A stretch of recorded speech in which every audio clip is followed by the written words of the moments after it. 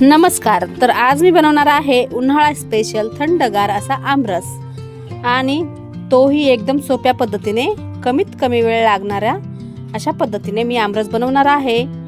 तर ही रेसिपी पूर्ण बघा, आणि रेसिपी जर आवडली असेल तर व्हिडिओला लाईक, शेअर, कमेंट जरूर करा। चॅनलला एक सबस्क्राईब नक्कीच करा। आता मी आमरस कसा बनलेला आहे तो थोडक्यात दाखवणार आहे, त्यानंतर मी याची रेसिपी शेअर करणार आहे। तर खूप सोपी रेसिपी आहे, बघू शकता। याच्यासाठी तुम्ही आंबे कुठलेही घेऊ शकता। आता हे आंबे कुठले आहेत हे मला माहिती नाही, तर बघू शकता किती छान रस दिसत आहे।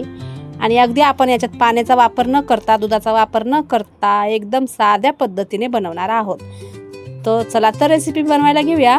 आता इथे मी 1 ते 1.5 किलो इतके आंबे आहेत। तुम्हाला किती आमरस बनवायचा त्यानुसार तुम्ही आंबे घ्यायचे आहेत, आणि मोठे मोठे रसाळ आंबे आहेत।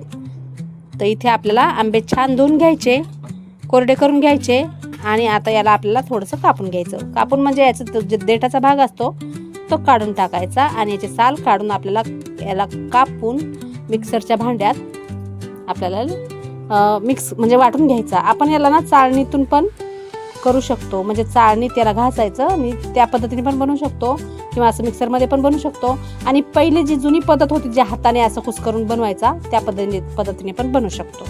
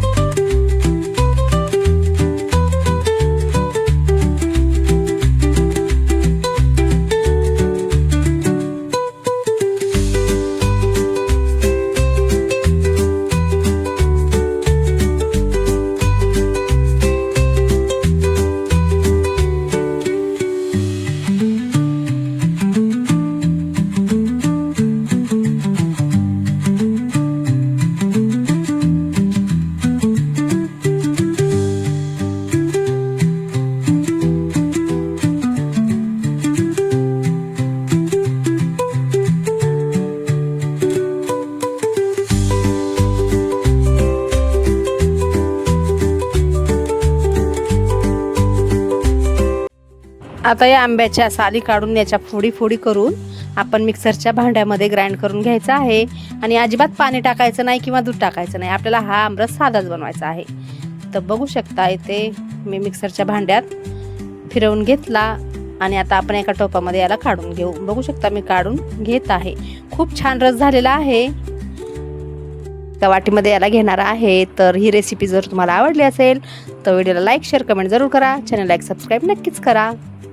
चला तर भेटूया परत एका नवीन व्हिडिओमध्ये, नवीन रेसिपी घेऊन। बाय, जय महाराष्ट्र।